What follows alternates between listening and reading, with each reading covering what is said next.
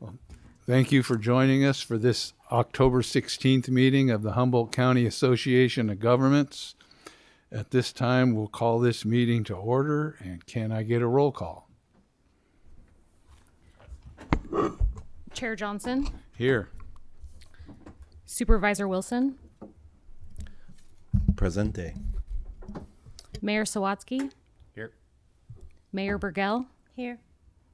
Councilmember Atkins Salazar, Here. Councilmember Jorgensen, Here. Mayor Pro Tem Kenny, Councilmember Orr, Pack Member Arroyo, Here.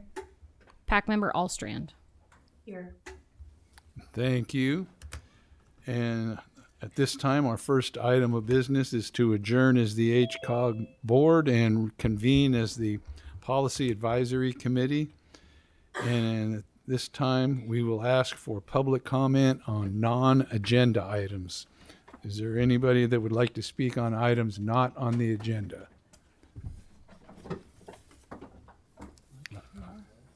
I see none. So we come to presentations, and a presentation on the Humboldt Transit Authority and Measure O by PAC member and Supervisor Arroyo. Thank you, everyone. I think there's been some interest from the HCOG board in hearing about how the Measure O transit allocations were allocated. Were made by the board of the Humboldt Transit Authority. So I wanted to make sure to share that out with you all because there's very little overlap between the two. And then I don't want to spring this on Amy, but are we also going to have the video available? Okay, we're going to try to show the video. It's a short video that HTA made also about the new hydrogen bus, and it's very lovely. If we can't show it today, we can always do it another time. So shall I just say advance? Okay, let's go ahead and go through. So these are some of the specific items that Humboldt Transit Authority will be doing with the Measure O funds. The replacement of 240-foot buses. So while there is a move to electric and hydrogen buses, particularly hydrogen, because of the range needs of the fleet, there are still some aging buses that are at the end of their service life or past it that need to be replaced with existing bus technology, or I guess I shouldn't say existing, with diesel buses. And this is to the tune of $1.5 million, and that's to increase frequency of service and address some of those aging concerns. Next, please. All right, so Humboldt Transit Authority, I think y'all are aware, but we have taken over the implementation of the dial-a-ride driving, and we previously already did the dispatching and the maintenance of vehicles, but now have the vehicles within our fleet and are providing the drivers. So adding additional vehicles and improving on-demand responsiveness for that fleet and combining dial-a-ride services with on-demand services is something that's going to increase operational hours and have a yearly cost, but it's fairly modest, and that was an efficiency improvement for Humboldt Transit Authority. Next, please. All right, this one's really exciting, and it's been something that comes up in unmet transit needs and in the transit development plan and other community input throughout the year, around the year round, is late night and early morning service particularly on weekdays. So increasing the earlier service hours and evening hours to help with commuters and those who want to get around using the bus earlier and later. So those increased costs are shown here. And that's on the RTS routes.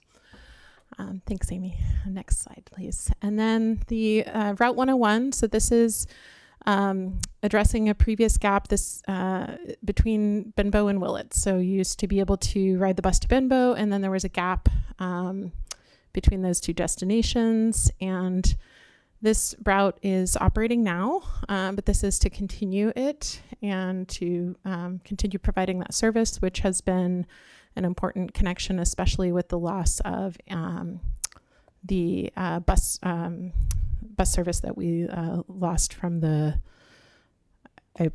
Greyhound. Thank you. Una's helping. Much appreciated. All right, next slide. I was blanking on the name of the service because it's gone. All right. And then we have our Route 299. And I should say North State Express is also a broader collaborative amongst transit operators throughout the north part of the state. And it's really comprehensive. It's something that's eventually going to knit together a lot of transit providers far beyond our county and our region, but really thinking about connectivity for a lot of the most rural part of the state. And that's being really spearheaded by Humboldt Transit Authority with support from Caltrans and support from other transit operators. But it's really a vision that our general manager has really been working hard on with the support of our board. So it's something that goes beyond the 101 and 299 routes, but those are the ones that we're responsible for. So reducing that westbound travel time from 8 to 4 hours. So making it much more frequent and easier to get to points east. And so those costs are shown there. And I should also note that I think folks here have talked about it before, but there's quite a ridership from between Willow Creek and Arcata of students. So high school students that commute every single day of the week to go to school in Arcata. And the bus is full on the morning and after school run. And that's providing essentially it's functioning like a school bus, but students are coming in a great numbers for that. All right, next. Can I ask a quick question about that one? Sure. I missed it. Did you say I know there's been a route as the express route. Is that new? Are you adding? It's reducing the travel time by coordinating with the other agencies. So when I say the Willow Creek route is fully Humboldt Transit Authority operated, but when people are going to connect to Reading, for example, that connection time has been reduced. So that really helped with the timing so that people aren't waiting for long periods of time between connections. Thank you. All right.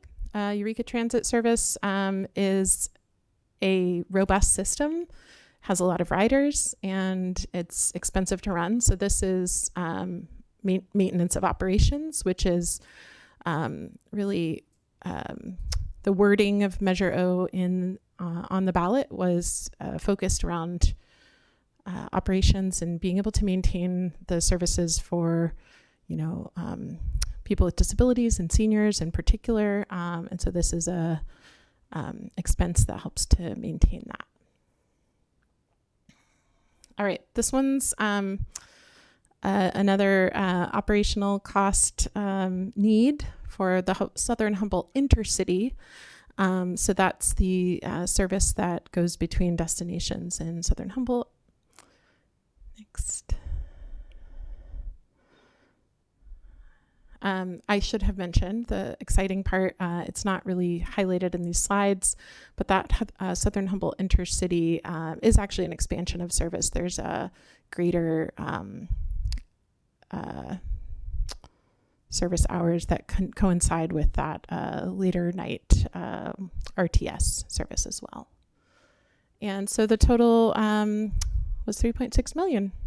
And I thought folks would be interested to hear about that and what the true costs of providing expanded service and continuing operations are.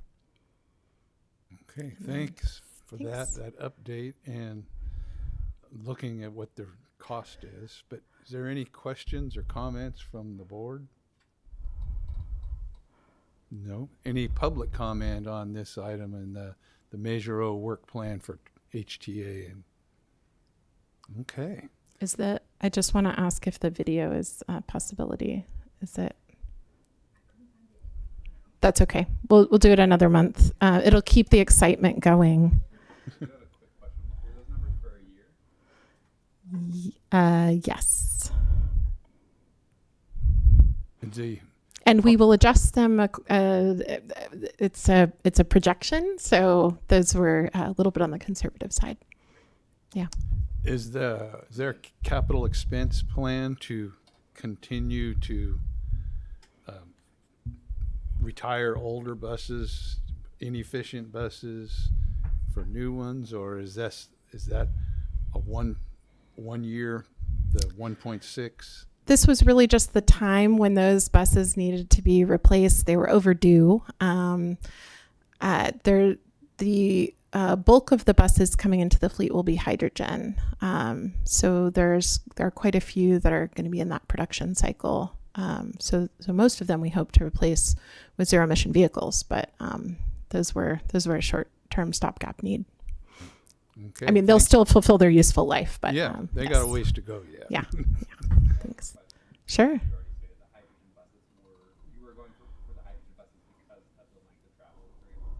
I think they're going to come yell at you and tell you your mic's not on in just a moment.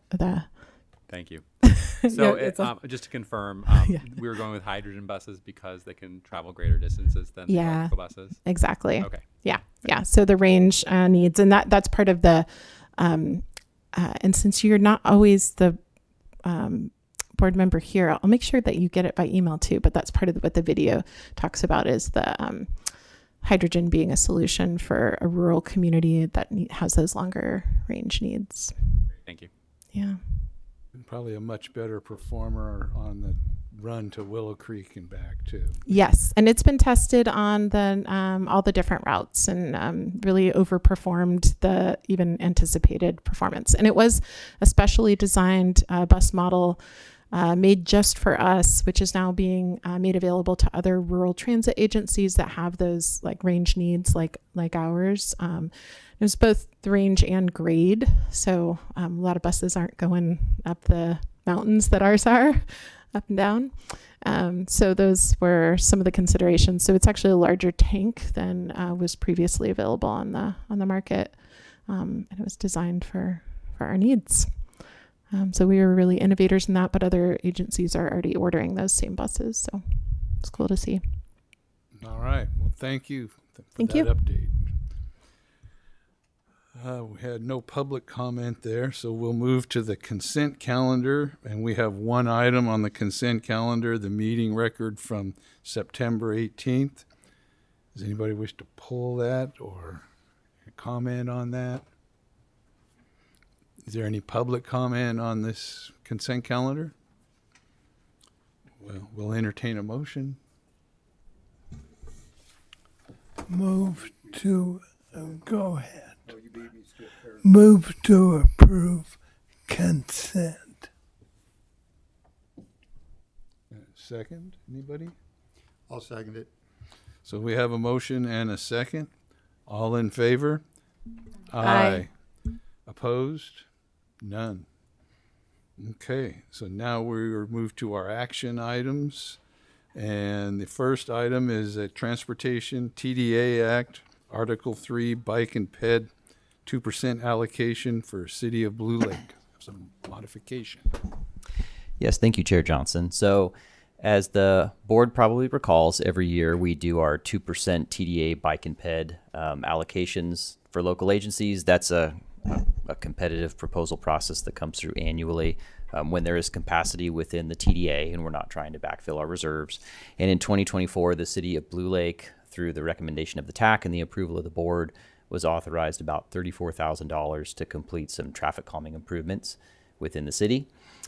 Since that time, unfortunately, priorities change when emergencies come around, and recently they found some issues on one of their non-motorized bridges that's part of their Safe Routes to School pathway that compelled the city to have to get in there and make some emergency repairs to the bridge and to get everything safe.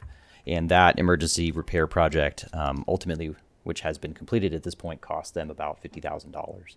So with, of course, competing priorities and lower budget amounts, the City of Blue Lake is requesting to be able to shift the use of those funds from the previous project, which I believe were mini roundabouts at I Street and J Street, our G Street and to shift that to the emergency repairs that were required on the bike and ped bridge on their safe routes to school. So the city of Blue Lake made the request a little bit of time ago.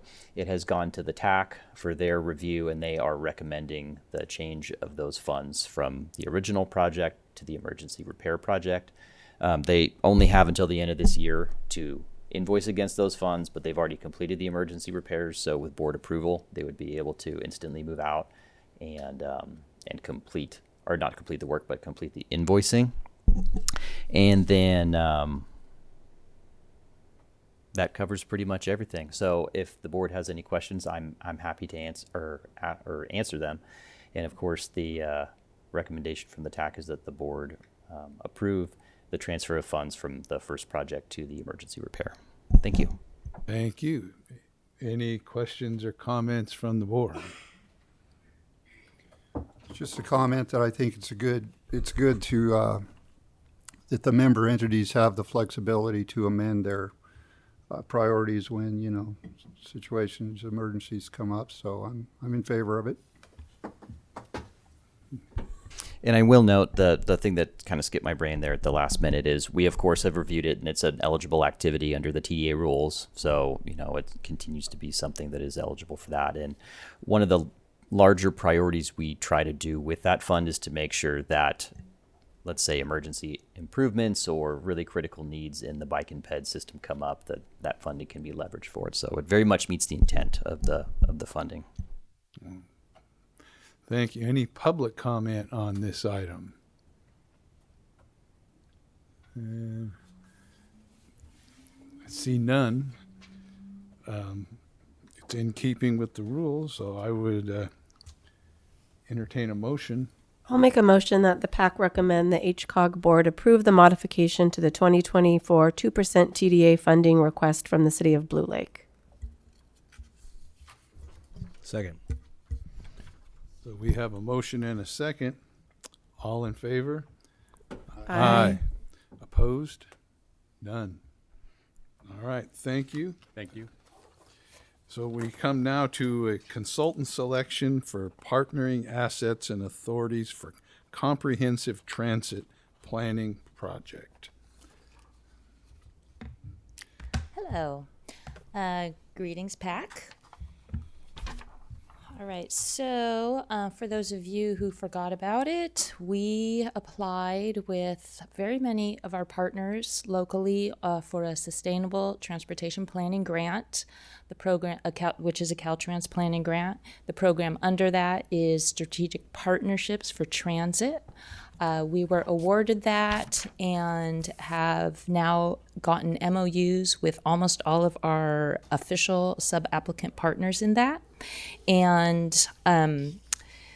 the partnership of 9 entities, including HCOG, is one of, if not the largest partnership grants that Caltrans has ever done. So I think they're very excited about that. We're very proud about that, but we also know it's going to be a lot of administrative work, but I am looking forward to it. So HCOG is the lead, HTA is the secondary applicant, and then we have 7 sub-applicants. And this grant allows us to allocate funds to staff for their time working on this. And all of the sub-applicants, save for one, are getting grant funds. The city of Eureka opted out of actually getting reimbursements, but they are also contributing to the local match. So all the partners include, other than HCOG and HTA, it's the Trinidad Rancheria, the Yurok Tribe, County Planning and Building, and then 4 cities, Arcata, Blue Lake, Eureka, and Trinidad. And in a major summary, the 3 major goals are strengthening working relationships and also local expertise for for planning, land use, and transit together. And some things for making a very robust transit, they just don't wiggle if your land use isn't right. So this project is also a way to have subject experts, and we have a very renowned consultant group on this, for them to facilitate with our local staff and officials and commissioners, and then also the public, about what it takes in working relationships, in government policy, and just in the physical nuts and bolts to get comprehensive transit region-wide. So we received 7 proposals representing 12 different firms who were interested in this. We had a scoring committee of 5 people, one HCOG staff, someone from our Social Services Transportation Advisory Council, someone from the Trinidad Rancheria and County Planning.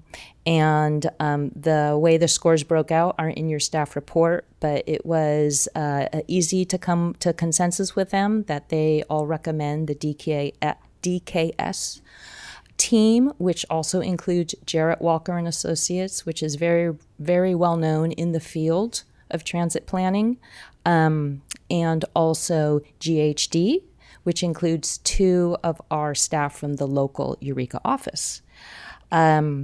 So staff is recommending to receive public comment, and the motion that is on your staff report, but we are not recommending action number 3. That was a typographical error that agencies would present their proposals. And that is it for my staff report summary. Okay. Yes. Thank you, Una. I just had a question. I mean, this looks amazing and really thorough. In part of their proposal, they talked about a project steering working group, and I was just wondering. I was curious, what type of people would be on that group? That is the long name that I gave to the sub-applicants. So that is all the local staff. And then there is room to have another official committee if other stakeholders and the public find that they want to do that. Okay, thank you. That makes sense. Any other questions or comments for Una? Any public comment on this item?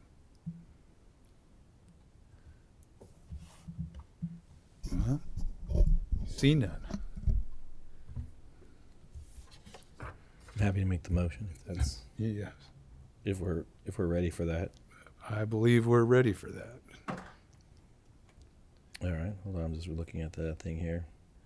Well, I'll just go with staff recommendation. How about that? Except for item 3, which is a typo.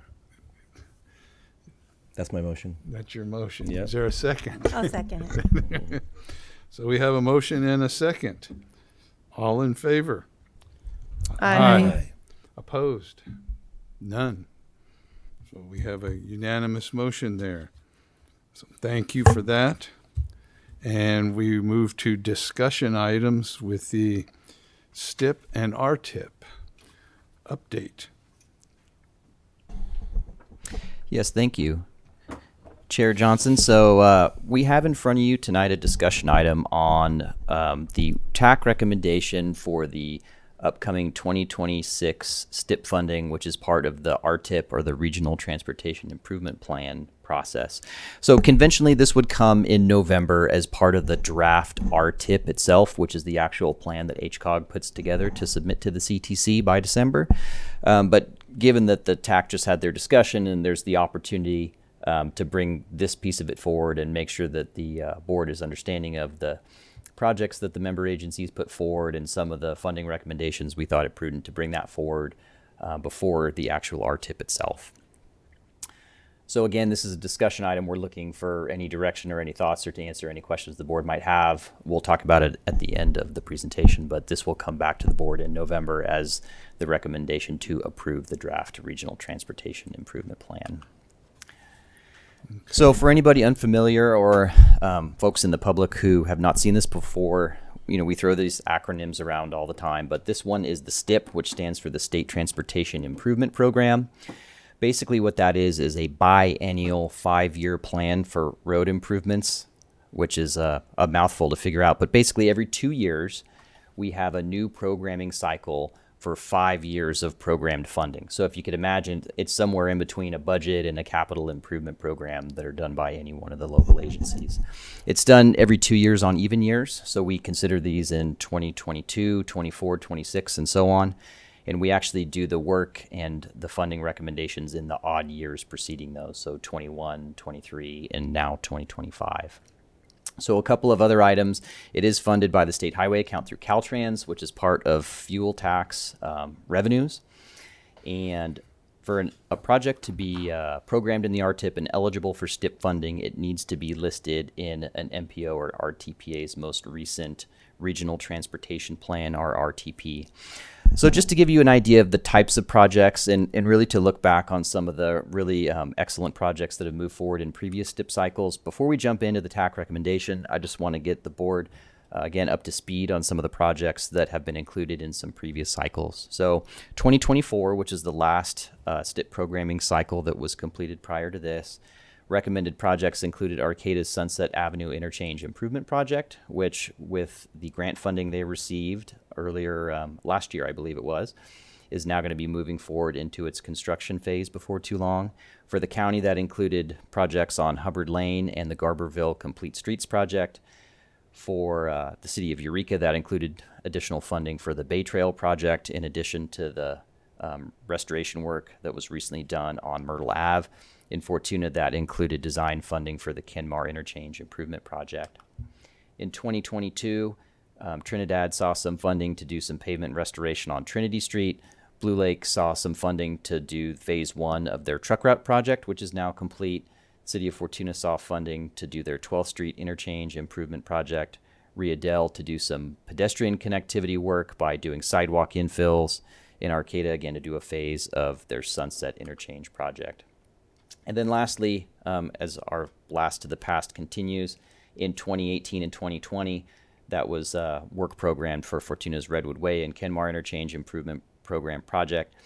The Old Arcata Road project, which was completed last year, that was about 50% STIP funded, I believe. And the recent project that was completed on Waterfront Drive in Eureka. So going forward now, talking about the draft 2026 STIP recommended project funding recommendations.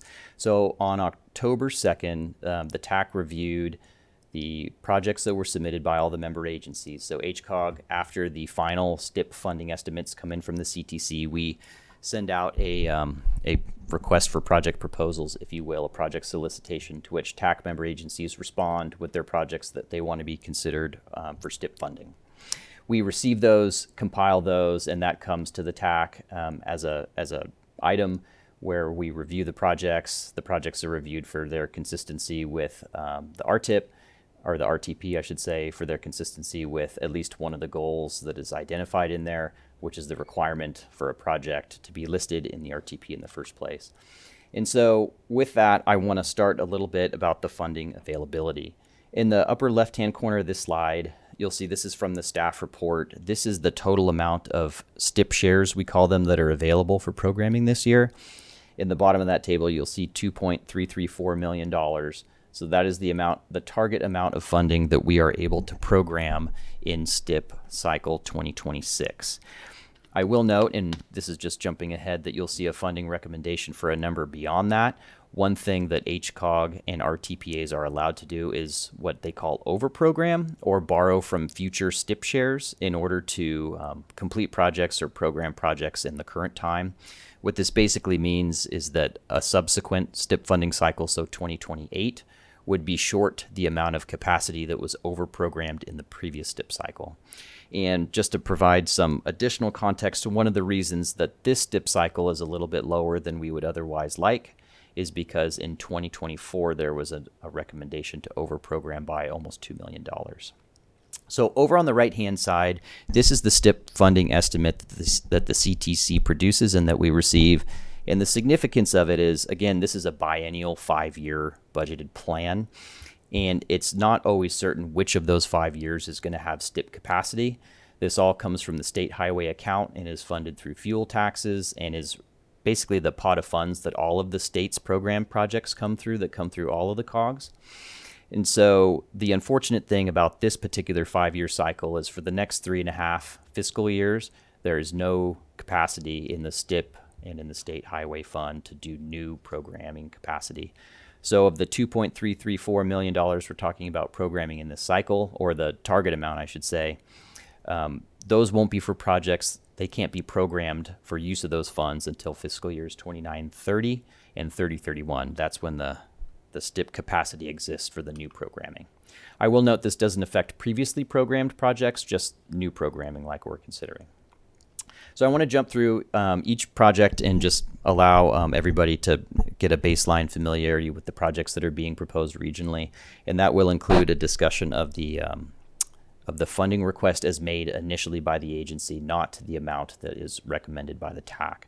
So first I'll start with Arcata's project. They call it their SAMSIP project. What that stands for is the South Arcata Multimodal Safety Improvement Project. So this project would convert the existing 255 101 interchange area to change the intersection control to roundabouts, and to, on the north side of the interchange, put a new separated Class 1 facility that connects the Arcata community on the east and west side of the highway. Additionally, this would include a number of improvements along the 255 Samoa Boulevard corridor for traffic calming and bike and pedestrian improvements. The city of Arcata made a request in the amount of $1.14 million, which would be PA&ED funding, which is the initial phase funding which would initiate the project. So that's the environmental document and the preliminary engineering designs. Next, to the city of Blue Lake, they made a request for just under $2.8 million to complete the final phase of their truck route project. So this is a roadway rehabilitation project and a bike and ped safety and access project that goes completely out to the end of Hatchery Road at the bridge there to where it becomes a county road. So this was funded in the preliminary design phase in the 2014 STIP. It was funded for phase 1 construction in the 2022 STIP, and the city of Blue Lake is asking for construction funding to finish the project. City of Eureka has an $850,000 construction funding request for their Hawthorne and Humboldt Class 3 Bike Boulevard project. So this would be converting those streets, and that alignment is shown in the picture there, into a Class 3 Bike Boulevard.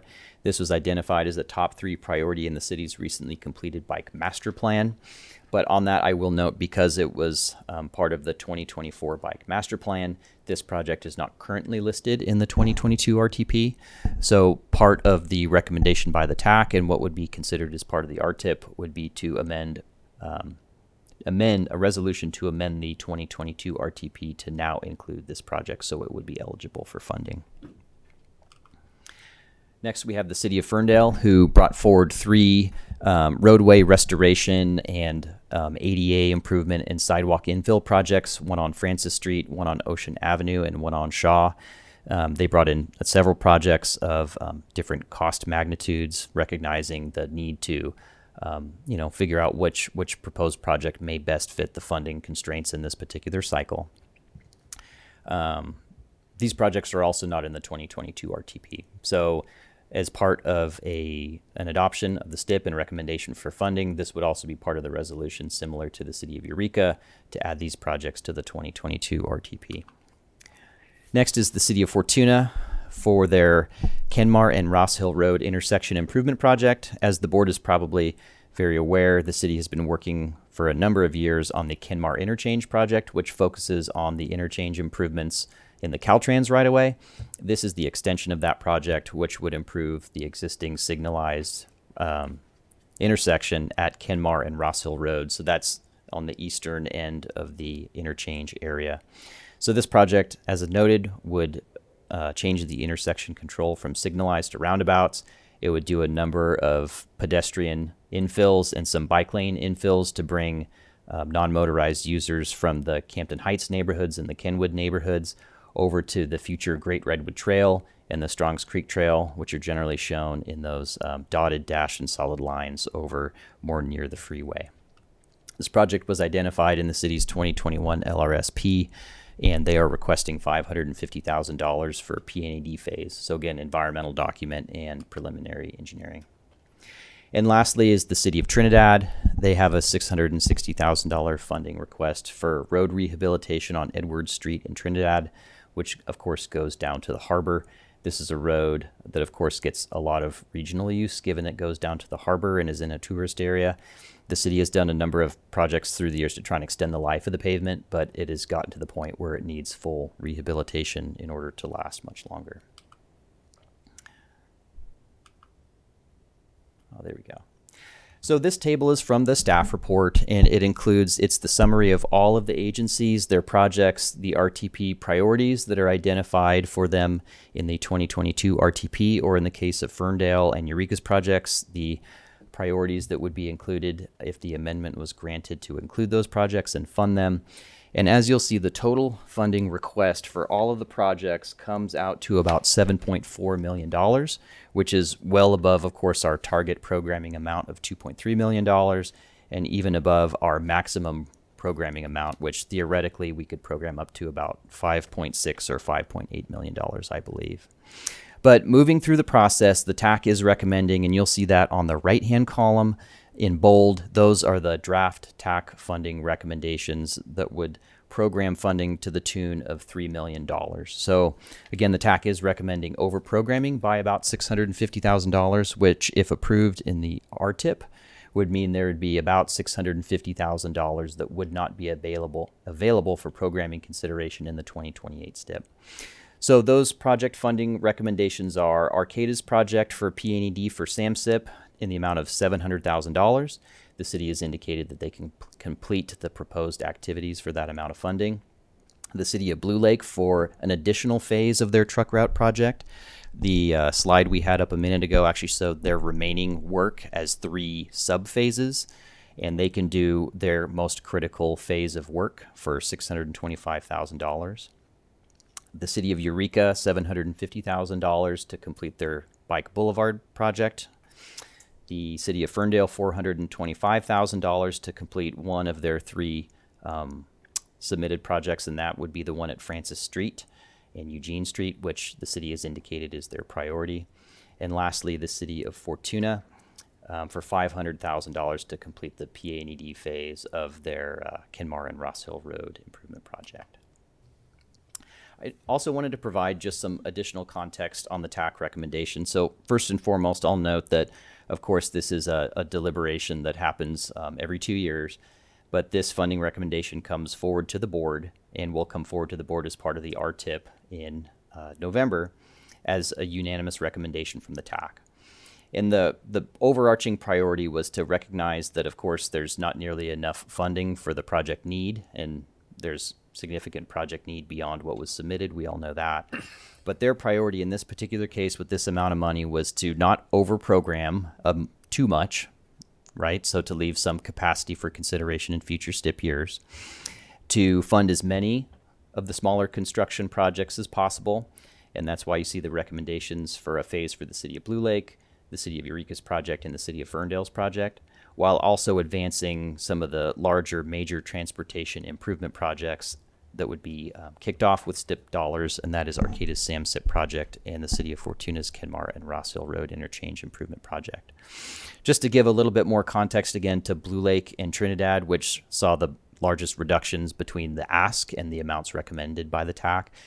Like I said, the city of Blue Lake was prepared to further phase their truck route project, and they believe they can deliver their most important one for $625,000, and they can continue to solicit for future funding, or they have indicated they'll also be looking to see if they can supplement with ATP funding as a match to make their project go further.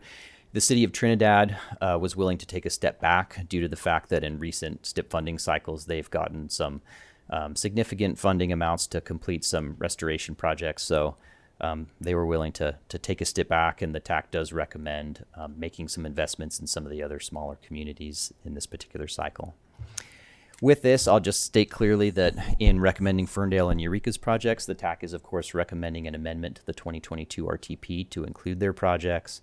And again, over-programming to the tune of about $650,000 in order to achieve the goal of delivering as many projects as possible. If no overprogramming was considered, the project deliberation would have been much more difficult, and the 5 projects we're able to program and fund likely would have had to be 3, which was not something that the TAC wanted to move forward with. So next steps, this of course is a discussion item at this point just to make sure the board is aware of the projects and to be able to ask any questions earlier on in the process. This will be going back to the TAC as the draft RTIP in November. That's when we'll start to put these funding requests in the programming years and figuring out which projects would potentially see the dollars first. That'll come as the draft RTIP to be considered for adoption at the board level on November 20th. And after that, we as staff will finalize the RTIP and submit to the CTC by no later than mid-December, which is when we're required to do so. With that, I am happy to hand it back to the board and answer any questions you may have. All right. Thank you. Is there any board questions or comments? I just want to make sure I understand the over programming methodology there. So is it correct that for the next 3 years there will not be, are we spending the money that we would have gotten over the next 3 years at this point? Or No, how it works is in context of over programming, it never produces more dollars. It just provides the ability to program against your future shares. So what it really amounts to when we over program is this 5-year cycle ends in fiscal year 30-31. What we're doing is borrowing a small amount of money from 31-32, but doing it in effort to keep the projects whole in their programming, because one of the requirements we have with the STIP guidelines is to fund a full phase of project work. So the funding recommendations we make cannot partially fund any project phase unless the city or the jurisdiction has identified what all the other funding sources are that are required to deliver it. okay. Yeah. And the reason there's no capacity in the next 3 years, quite frankly, is I think it's some of the budgetary issues that the state is facing. And I think that there was a lot of projects that languished through COVID and have since come in all at once. What that does to the state highway account is actually put it into a deficit this year. So the next couple of years, although they are projecting being revenue positive, they have to dig themselves out of the hole before that new programming can come in. Thank you. Any other questions, comments? I know there was a comment that came in from the public, and I'd like to hear their comment here today before. Okay, we'll get to in public comment, but I think Mayor Sawatsky had I think Natalie had a question a. Oh, first. okay. I was going to ask, I'm not sure that, I don't know if it went to staff, but that it was specifically concerned about VMT impacts, vehicle miles traveled impacts of the proposed Kenmar and Rossville Road project. So I'd just like to dig into that if we can. Okay, we'll get that in public comment here in a minute. But I did have one question about if anybody's heard how the road charge program is going, because as we're running out of money, we're also seeing, I think it was 29% of all vehicles sold up to last week in California were zero emission vehicles, which is good. But there is no way to capture their impact on the infrastructure at this time. I would not say that we're anywhere close to, transitioning. It's going to be a long process, but what we could do is we could ask for an update from maybe, we'll figure out the right person to update us on like where we are in the process and how far out they think it is. Yeah, I think somewheres in the last year, maybe 18 months, we had a presentation, and their contact info is included in their so I think we can find someone to give us an update. I think it was Lauren Brahota from Caltrans that gave that presentation, and we can see if she's the right person. Yeah. Yeah, and my understanding is she's still the one leading it up. I did participate in a workshop that had, among other things, updates from the CTC on the road user charge, and I think similar to Councilmember Atkins Salazar's comment, there's not a whole lot more to report beyond what they're still working on, is identifying the alternatives and really figuring out where to go forward from there. Of course, some of them are more controversial than others as it comes to tracking vehicles potentially and really looking at actual miles traveled on the road, which is the model that would maybe best suit, really charging everybody appropriately for the amount they're using the infrastructure. Happy to set up something and bring that back to the board. And in the meantime, as far as it looks with the STIP, is we do anticipate small declines cycle over cycle. Right now it's flat because the presence of zero emission vehicles is basically offset by inflation and fuel costs. So those two things are kind of keeping it afloat for a short period of time, but we do anticipate steady and continued decline beyond this cycle without the transition to a new user charge. All right, thank you. And is there any public comment on this item? One quick question over here. How long ago were the conversations had around the percentage that Blue Lake would receive and how the project could move forward? This was part of the discussion at the TAC meeting on October 2nd. Mm-hmm. Any other board comments that I missed or PAC member comments? Okay. Is there any public comment? I don't see. Oh, there.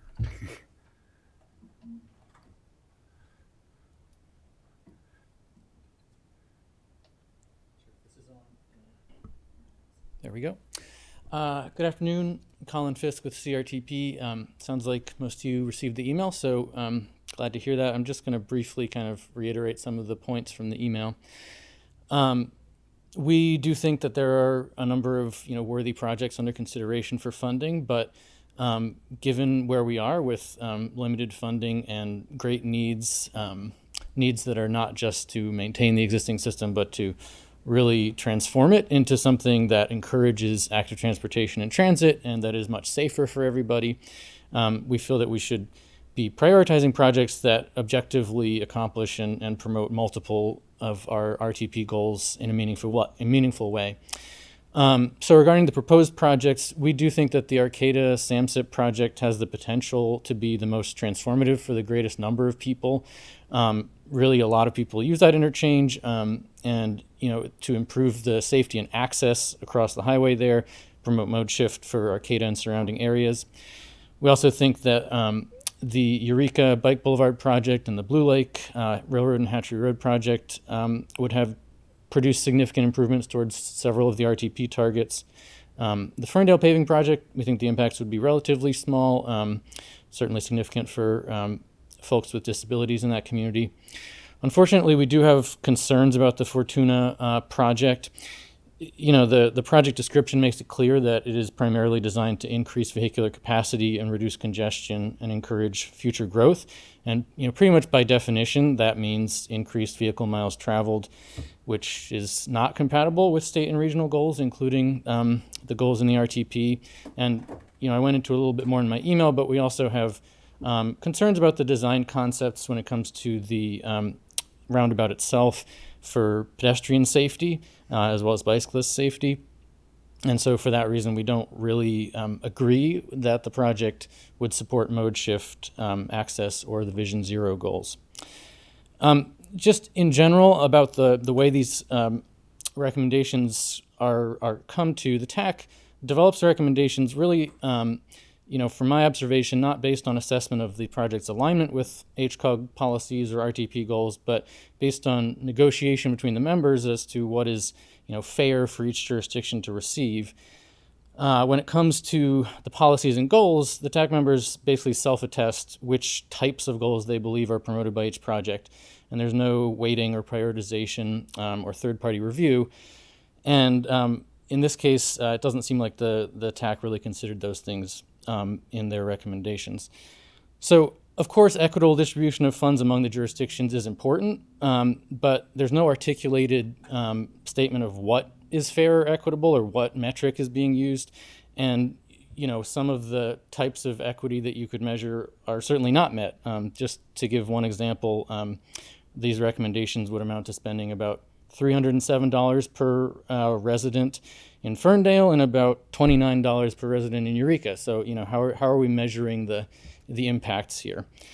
In any case, as I said, I think equitable distribution of funds among jurisdictions isn't the only consideration, because if it is, then having other policies in the RTP and other adopted goals really don't mean that much. So we would encourage you to modify the TAC recommendations and prioritize funding towards projects that objectively promote the adopted policies and priorities, including the safe and sustainable transportation targets in the RTP. Thank you.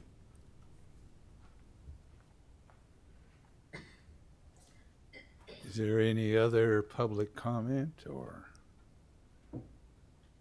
board comment? Well, I do have a follow-up on that, because that was I'm part of the comment, I guess, for our director. Do you see a disconnect in the policies that the board sets forward in the RTP and the recommendations that the TAC comes up with? Because obviously there should be synergy in that. So I'm curious to know your opinion. Yeah, no, that's great. And I think maybe before jumping right into that, something that might be helpful, and I'd like to spend just at least a few moments with the board, is to dive in a little bit more on Ferndale and Fortuna's project, and maybe to provide a little bit more context, because certainly there's more to some of those projects and why they are viewed as regional priorities that are consistent with the RTP that is part of the definition. So, Amy, if you could bring up the slide that shows, let's start with the city of Ferndale. Well, you know what? Actually, if you go to the very last slide. So this is just some additional contextual information, and something that is always helpful to think about with the STIP are funding cycles over time. Because although we know we do it every 2 years, and realistically there's not a whole lot of funding that comes through, and most of the time what we're talking about is funding a phase of work, when most projects will have 3 to 4 phases of work ultimately to get to completed construction on the ground. One I guess I can drive once it's launched, sorry. So as we think about investments or, projects that are going to be put into communities, this right here is a table that shows the STIP regional investments between 2016 and 2026, so the last 6 cycles. And what you can see is, realistically from the investment amounts, the larger agencies always see the lion's share. That's where a lot of the more transformational projects are.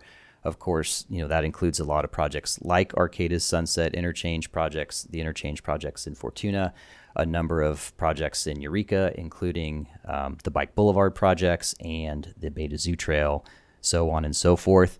The city of Ferndale, again, you can think about that as $300 in one cycle year as an investment to their number of residents. But if you think about programming over time and trying to invest in areas all over the county, it would be, the only investment that community would have seen in well over 10 years. I believe it's probably been closer to 20 since any STIP funding found its way there. So again, if you look at it more, think about, some people use geologic time as a term. If you think about it in the geologic time of the STIP, there's still relatively small investments, and the lion's share are going to the places where more users are experiencing the impact of those funds.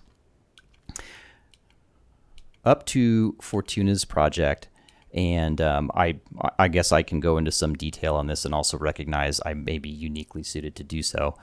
One of the biggest priorities in the RTP is to make investments, and you can actually find this in land use element 5 and 6, is to specifically identify and make investments that can leverage and cause responsible development patterns to occur. So that's looked at, of course, as infill development. That's looked at as development that does jobs housing balance, which is one of the major RENA topic items that we tackle, and investments that will allow for diverse, robust, and flexible into the future commercial mixed use residential types of projects. So one of the major issues that this project would help work towards solving is the redevelopment of the city's mill site. which is a 75-acre site that's been vacant for some time, and it represents one of the best potential uses within the entire county to do commercial mixed use and to do job investments, similar to what is being considered in the port area of Eureka right now. Or, of course, with the investments in Cal Poly Humboldt to bring more jobs and infrastructure there. So one of the city of Fortuna's big goals is economic development and ultimately being able to provide more jobs for residents in Fortuna, because right now Fortuna is a net exporter of workers to the tune of about 2,000 per day. And the Mill District specific plan that the city recently completed is projected to be able to provide upwards of 1,500 jobs depending on the type of build out. So as it pertains to VMT, one of the big views here is not only is this a project like this consistent with the land use goals of, again, trying to do infill, trying to locate jobs closer to housing, but if you provide jobs nearby where people live, by its very nature, over time, it will reduce VMT by having a large portion of the population of the county not having to leave where they live to go find employment. One of the areas of just mode shift and connectivity, and I do want to say these, the public comment was very correct. These aren't necessarily measured by metrics when they're put forward. They are put forward by the local agency who certifies which metric or RTP priority are relevant to them. One of those is mode shift. And of course, as the board is aware, one of the major things that both Arcata and Fortuna have been working on is bike and pedestrian connectivity over the freeway interchanges, which were installed in the 50s and the 60s. So this whole area is a dead zone right now for bike and peds to be able to get from the city's most populous residential areas down to the Riverwalk area, to the Levee Trail, to what will be the future Great Redwood Trail, which is located next to the highway. And so this is another key cog in closing that bike and pedestrian gap to be able to carry residents to the Great Redwood Trail in the future, and also so that Great Redwood Trail can connect in and bring people into Fortuna, because again, that's one of the major intents of the Great Redwood Trail project is that greater connectivity. So these are just some additional considerations that are being put forward in regards to the consistency with the RTP, because of course, while there are a lot of goals in the RTP, one of the main ones is also to promote responsible development, to promote infill development, to locate jobs as near housing as possible, which this would help to achieve. And as the board has probably seen through discussions at your board and council level, there's a lot of RENA that's coming up now too, and thinking about how this is done, how places can be redeveloped. And I do believe there's a safe and sustainable transportation target goal that specifically is targeting getting it to where at some point up to 80% of county residents live within a walkable or bikeable distance from their place of employment. That's not a possibility right now in Fortuna, and Fortuna is working very hard to try and switch that paradigm and make it to where all of those things can be true for those residents down there as well.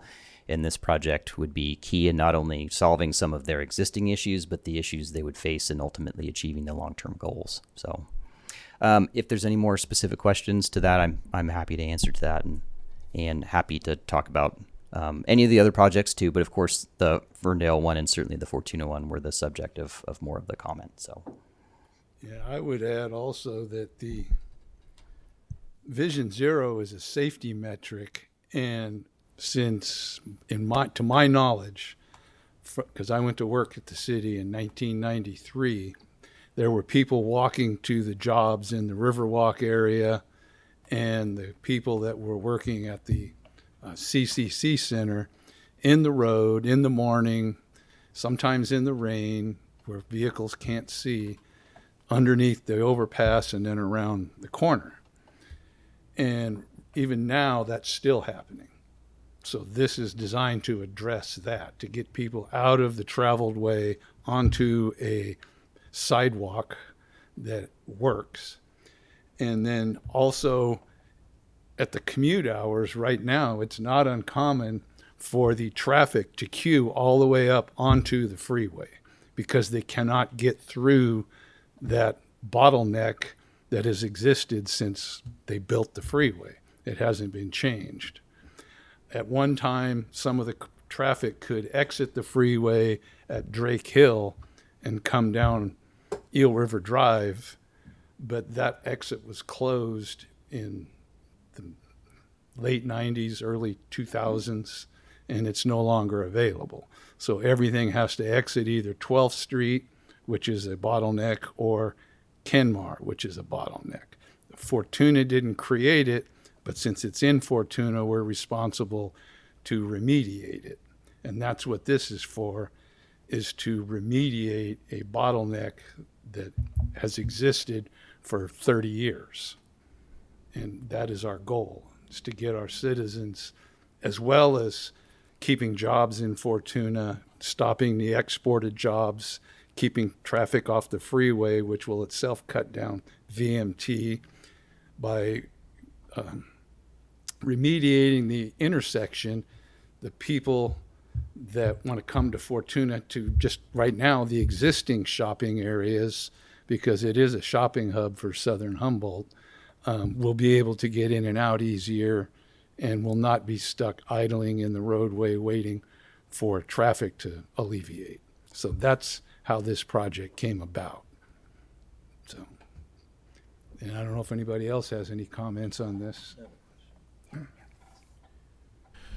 Can you leave that figure back up for a second? Thanks.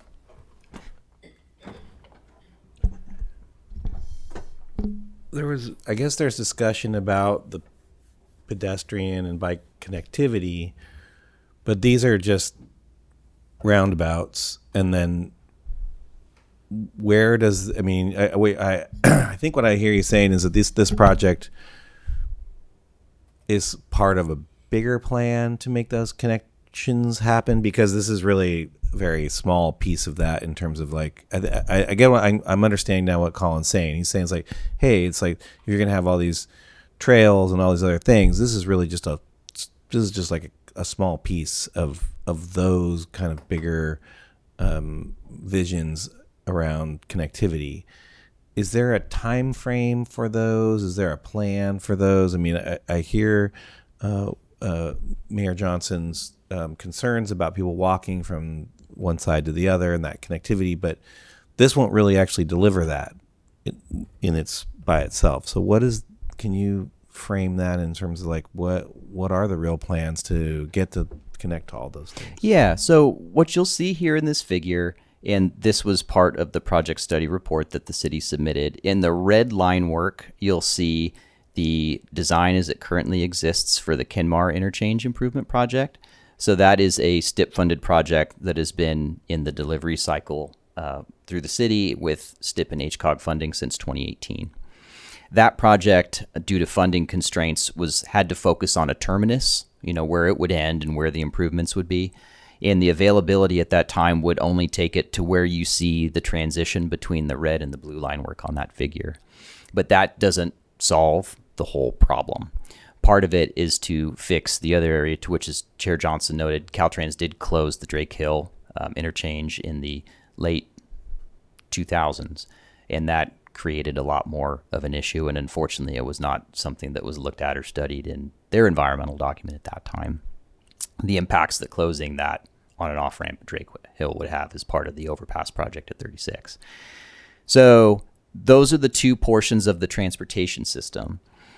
Intertwined in that is the city's goal. The city did a master plan that was, again, funded in part through HCOG for what's called the Strongs Creek Trail. So that's a Class 1 facility that generally goes east-west. It goes from the River Lodge to Newburgh Park. If you look at the solid yellow line in this figure, that's one of the major design components of the Kenmar Interchange project, is to fit the trail there, because right now there's no way you could actually fit the trail within the existing footprint. So that trail would go through and connect over.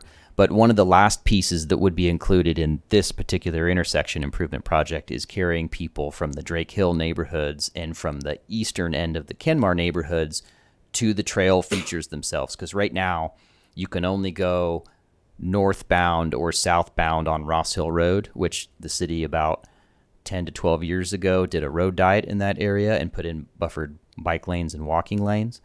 But right now there's significant gaps in the network as it surrounds the interchange. So even when those trails go in, without improvements here, there's still significant gaps between probably 40% of the city's housed population and getting to the John Campbell Trail, Strongs Creek Trail, or getting to the Great Redwood Trail, and certainly getting across the freeway. So we're always talking about funding constraints and how you have to piece something down to something you can deliver and move it forward. This is just the continuation of what ultimately is a much larger project that the city is actively looking at. So there's this project, there's the interchange project.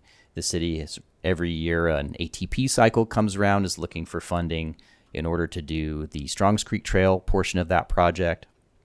The city has been in discussions with partnering with the Great Redwood Trail Agency and has been working with them closely because, of course, the Great Redwood Trail runs right through the middle of the Kenmar portion and would tie into a lot of it as well. So they're looking for partnership opportunities.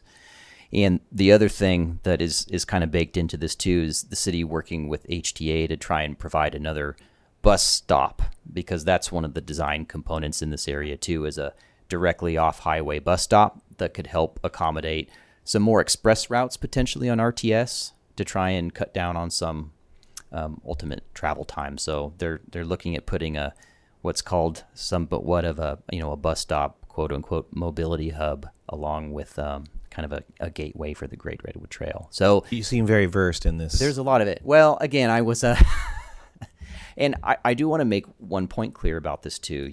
I took personally, of course, I came here from being the Public Works Director and the City Engineer of the City of Fortuna. And full disclosure, the project study report was done under my responsible care as the lead engineer.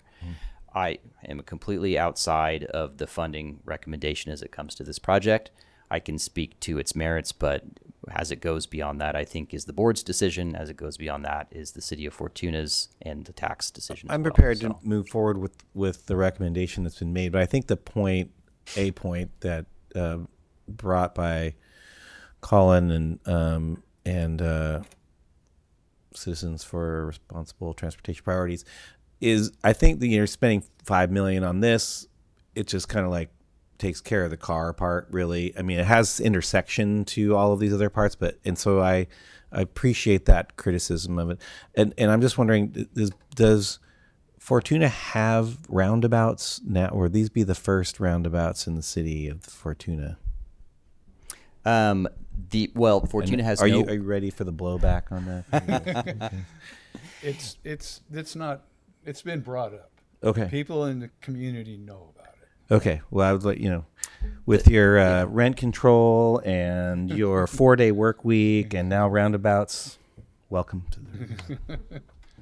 And I would also say, as far as some of this goes, when you look at the trails on the map that you were up there, the broken and the solid both lead to a protected crossing at Strongs Creek Boulevard that can get them to the retail and restaurants in there. It eventually will lead to the John Campbell Memorial Trail, which will take you out to tie into the Headwaters Trail. There's already a monument sign and a marker for people to meet and then head out to the Headwaters sign there. We're just trying to connect the two. So right now people can start at River Lodge and walk around, go through and out and that way. So this is as you say, this is one piece of a large project. Okay. Mr. Chairman? I only had a question. Yes. Well, I just wanted to thank Colin for the comments and all the work and time that you guys usually take to comment on our agenda pretty much every month. And they're always very articulate and thought-provoking observations. So definitely appreciate that. And I had a question when you mentioned the VMT.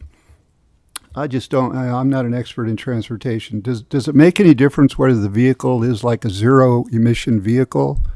Do they still get kind of negative points, or is it just gas powered vehicles that we were trying to discourage?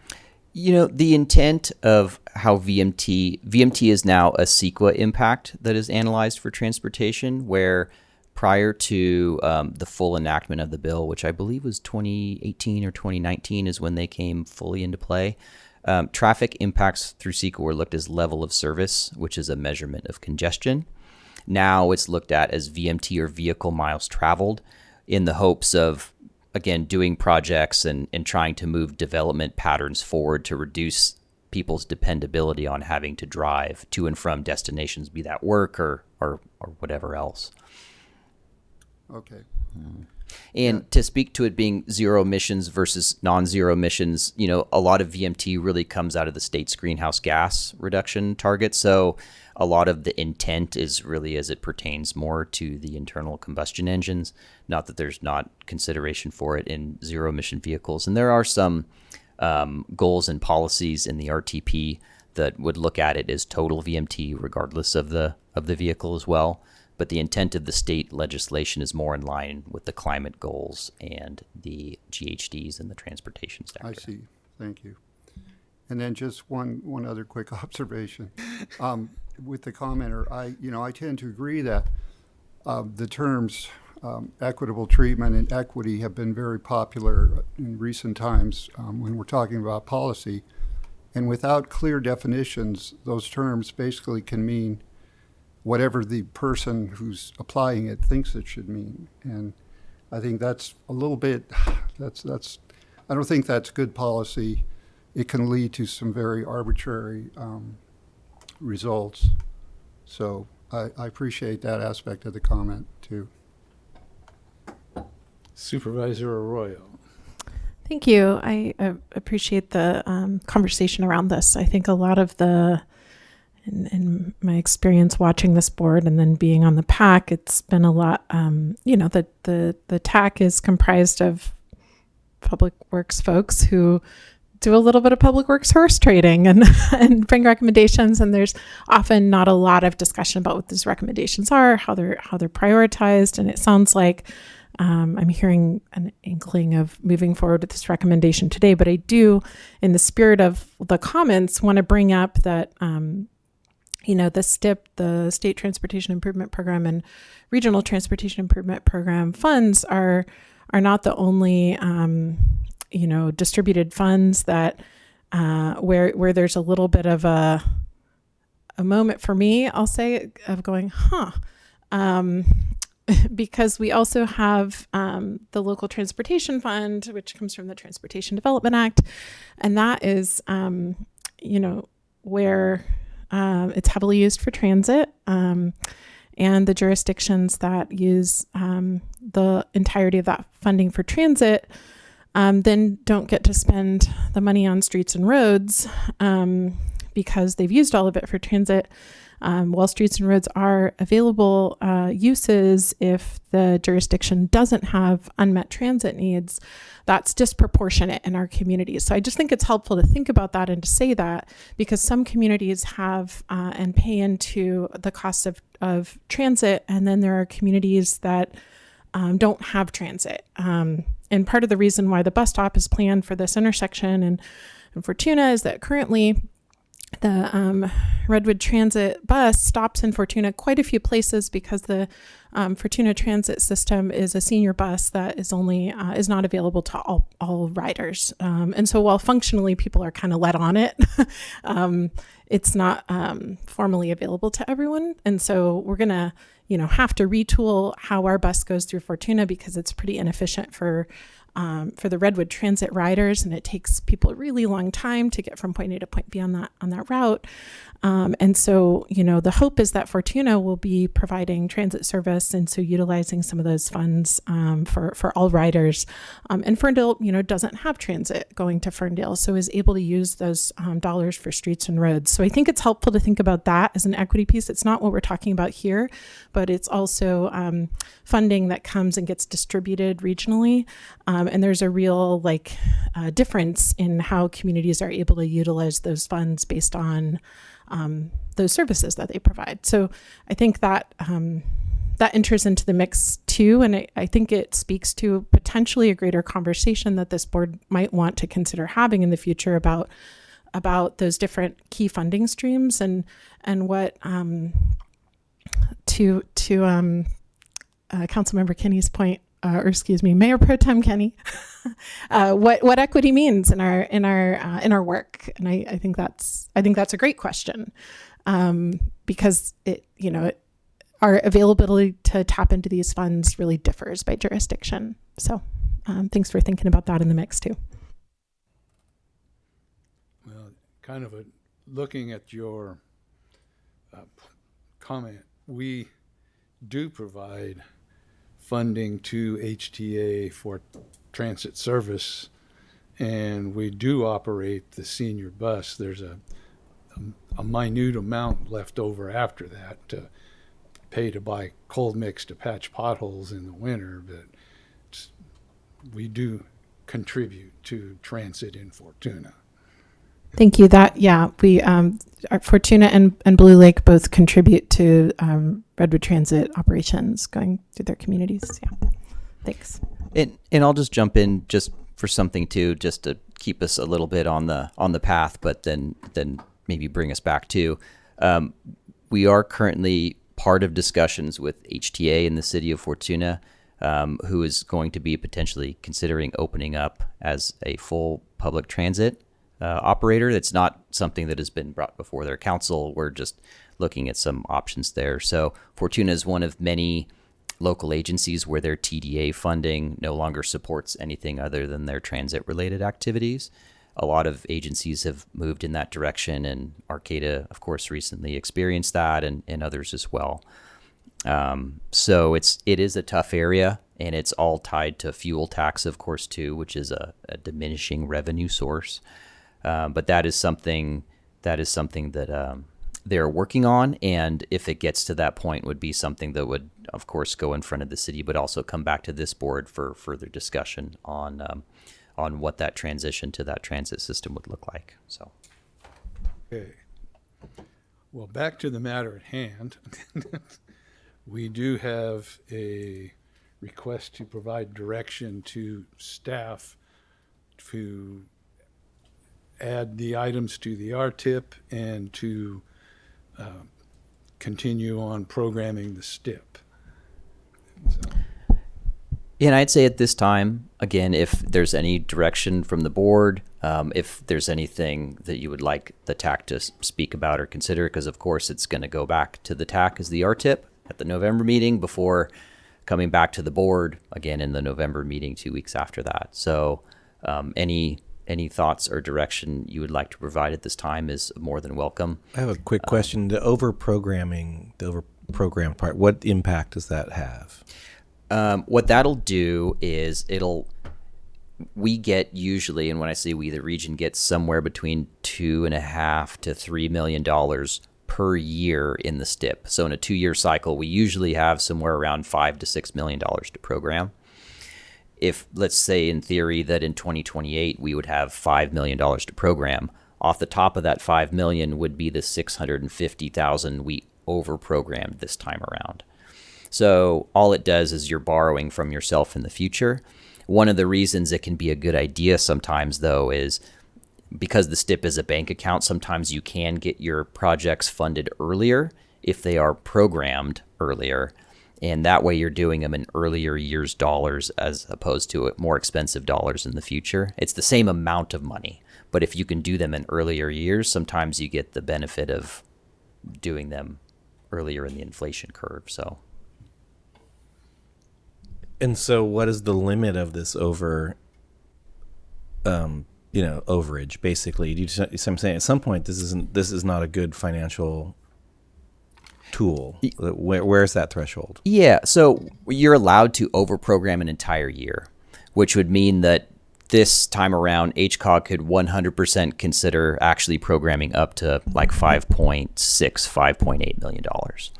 What the TAC is recommending is to overprogram just enough to fully fund phases of the projects under consideration, which would take a little bit of money away from what could be considered for new programming capacity in 2028. Okay. But a lot of agencies will consistently overprogram, and all you're doing is borrowing from your future self in a way. But again, unlike borrowing, sometimes the interest rate works in the or in the COG's favor because you're getting it earlier in the delivery cycle.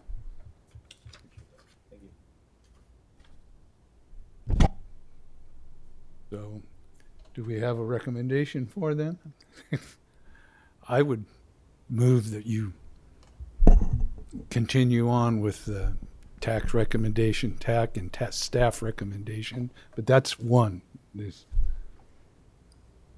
Yeah, no motion needed, just God. just direction. Yeah, but I'm just saying that's direct. That's my inkling. I support that.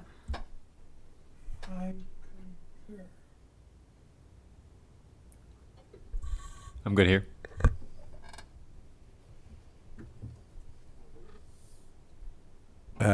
I would say that the comments from CRTP be forwarded with this back to the TAC and see how they might respond to that. Thank you.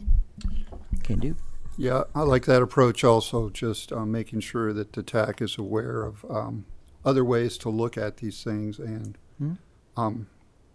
I thought your summation of the bigger picture was a pretty good response to the comments, but the TAC is really they have a lot to say in how the decision's made, so that I guess they should be aware of this too, and they probably are, but. Yeah, they are. We received very similar comments, or that I should say the TAC received, and they were distributed to the TAC for their consideration. But I am more than happy to take, of course, this back as also direction from the board to review and discuss those as well. So. And I would say it's an interesting observation that some might have of the TAC, that there's horse trading amongst public works departments. It's a technical advisory committee, and I think we just have to be careful about what we perceive to be fair in a technical sense, because really that's a political question. I think that's more the job of this part of the beast. Mm-hmm. That's all. So, thanks. And Supervisor Arroyo, do you have it's a PAC recommendation. It is. Oh, were you asking me for additional input? Just if I shouldn't have used the word horse trading. I apologize. I'm recognizing your position as a PAC member. Oh, thank you. I said what I needed to say, and I support the motion. Okay.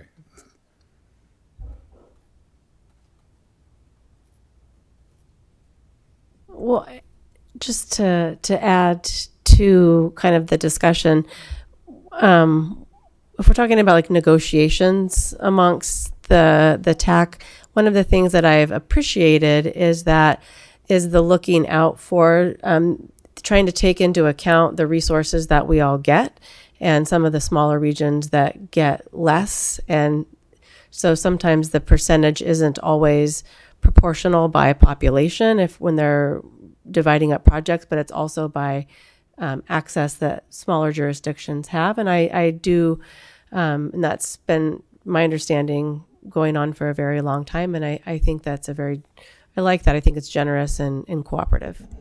Yeah, and I guess just to provide some further context or clarification to that, what the TAC really tries to do is recognize that, again, these things move slowly, and sometimes it's a community or a project has a transformative project that's ready to be done, similar to what's happening in the city of Blue Lake right now.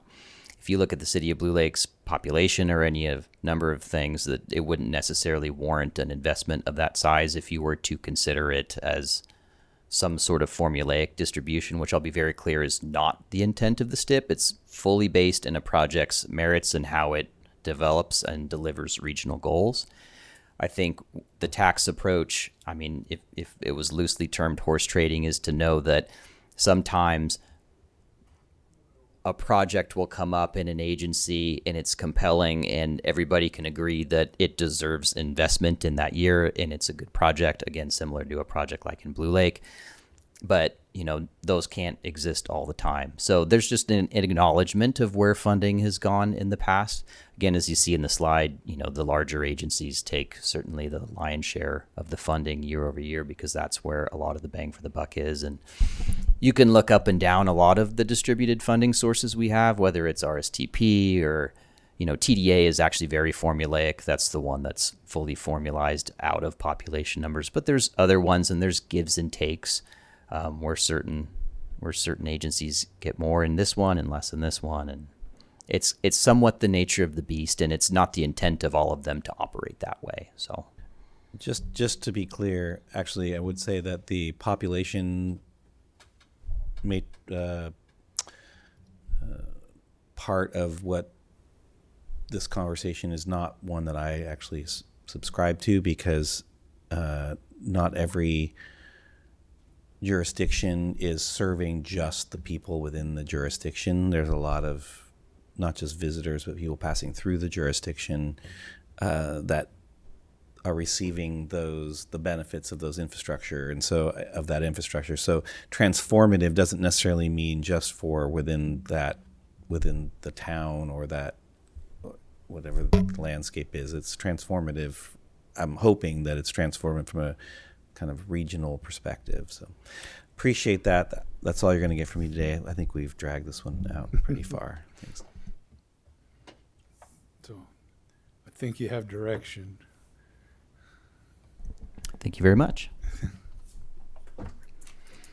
And with that, we will reconvene by motion as the HCOG board and approve the PAC recommendations. So I would entertain a motion to reconvene as HCOG board. Move to reconvene. Second. Okay, we have a motion and a second. All in favor? Aye. Opposed? None.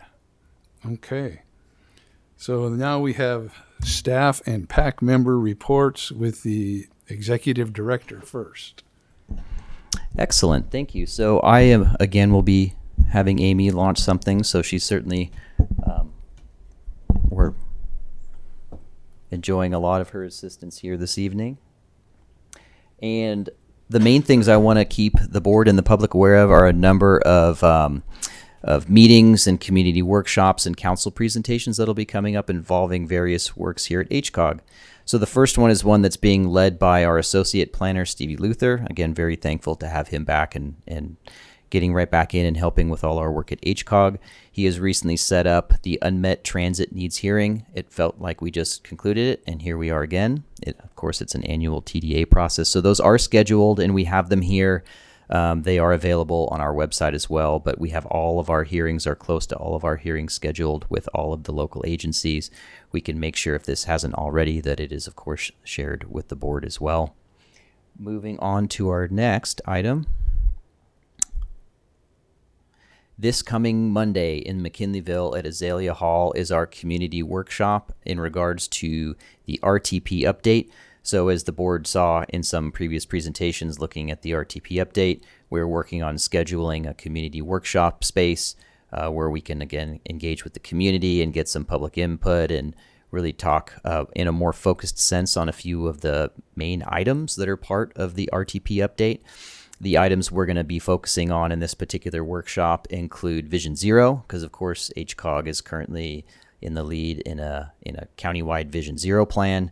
There's going to be housing, RENA, and land use, because of course we are also in the RENA process. We're going to have some tabling on community engagement, on transit and transportation, and then on infrastructure investment in financing.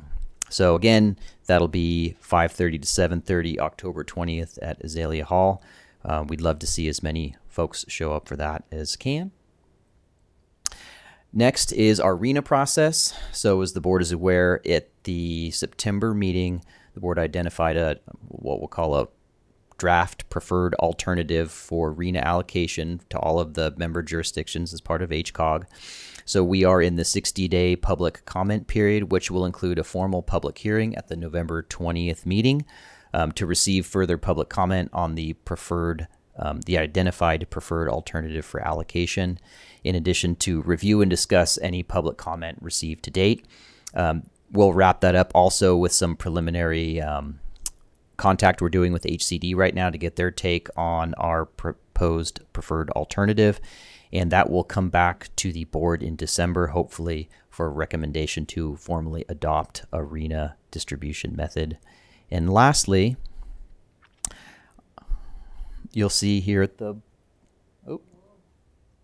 You'll see here at the bottom, our senior regional planner, Una Smith, has been diligently working on our Vibrant Neighborhoods project, which included the LTS presentation, which was that mapping for bike and pedestrian level of stress that was presented a few board meetings ago. One of the next major items we're doing in there is the community workshops, the walk audits, and the speaker series. So we have sent this out as well. We'll make sure the board has it, but we can confirm the venue at this point will be the Wharfinger building here in Eureka from 5:30 to 8:30. There will be the speaker series that includes talks by Victor Dover, Dan Burden, and Josh Meyer, all renowned experts in their field of expertise and part of our grant-funded Vibrant Neighborhoods project. So with that, that is all I have to report. Any questions for or comment? Okay. Can you send out invitations to the board and to the alternates for those two events? Absolutely. Thanks. Okay. A Caltrans report. I thought I saw Ms. Allstrand here. Hi. Yes, I'm not here tonight because I'm not feeling well, but no updates from me. But I just wanted to say that I thought that was really good discussion during the RTIP section. Well, thank you. Okay, so we come also to Supervisor Arroyo. Thank you. I just wanted to highlight that the free fares in July, it takes a couple months for us to get all the data together about our stats and financial statements for performance of our systems. And so our board was able to look at the July outcomes. And across all of our systems, we gave nearly 54,000 free rides in the month of July, which is pretty cool. That's a pretty great number of riders, and saw a nearly 20% change over the year prior.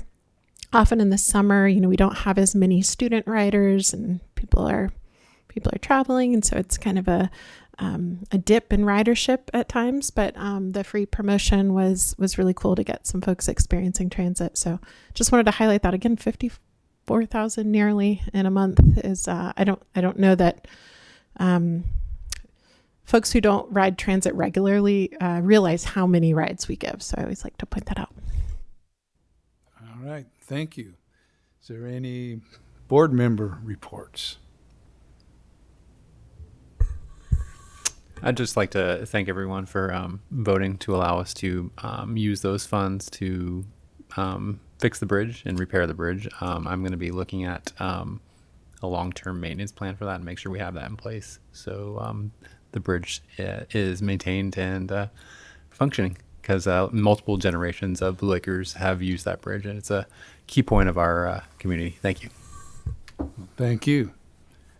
Well, with that, we've reached our end of our meeting for this day. Thank you for participating, and we will adjourn.